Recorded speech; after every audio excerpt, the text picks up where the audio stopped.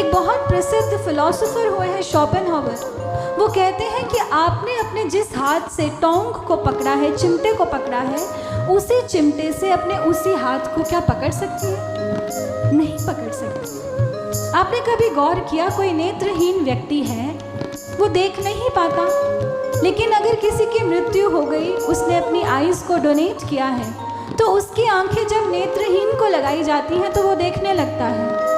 अब वो आंखें देख रही हैं, तो वो मृत व्यक्ति क्यों नहीं देख पाया?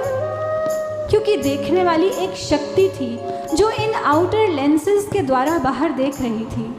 वो शक्ति चली गई, वो राम रूपी चेतना निकल गई, इसलिए वो आंखें नहीं देख सकती। लेकिन वो लेंसेज ये आंखें जब निकाल कर किसी नेत्रहीन को लगा दी, उसके भीतर वो राम रूपी चेतना, वो आत्मा है, इसलिए वो इन लेंसेज से बाहर देख सकता है।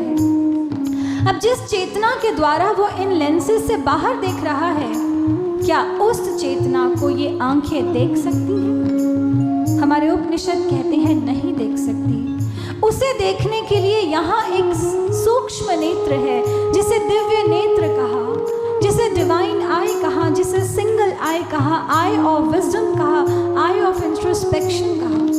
इस आंख को एक सद्गुरु जागृत करते हैं। जब हम इस आंख से अपने अंदर देखते हैं, तब हमारे जीवन में परिवर्तन आ जाता है। आप कहेंगे ब्रह्म ज्ञान से क्या?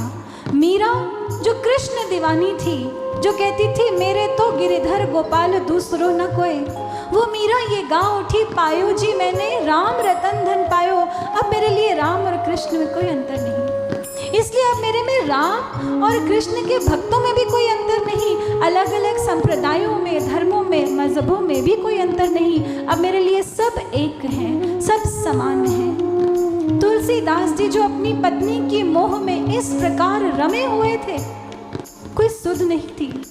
पत्नी ने एहसास दिलाया, पत्नी ने बोध करवाया, अरे इतना प्रेम अगर राम से किया होता तो तुम्हारा कुछ बनता। वो तुलसीदास जी संत नर हरिदास की शरणागत हो जाते हैं, उनसे इस ब्रह्म ज्ञान को, इस दिव्य नेत्र को प्राप्त करते हैं, अपनी अंतर की गहराइयों में उतर जाते हैं और रामचरितमानस की रचना कर डालते हैं। ये है ब्रह्म ज्ञान का बेनिफिट। आप अपने आप को जान पाते हैं, आप में राम की मर्यादाएं, राम के गुण आने लगते हैं।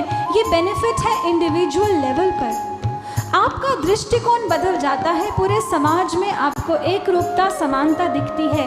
ये बेनिफिट है सोसाइटल लेवल पर। ऐसे ही लोग जो राम को भीतर जान लेते हैं, वही राम राज्य की स्थापना कर पाते हैं, वही राम राज्य के किरदार बन पाते हैं।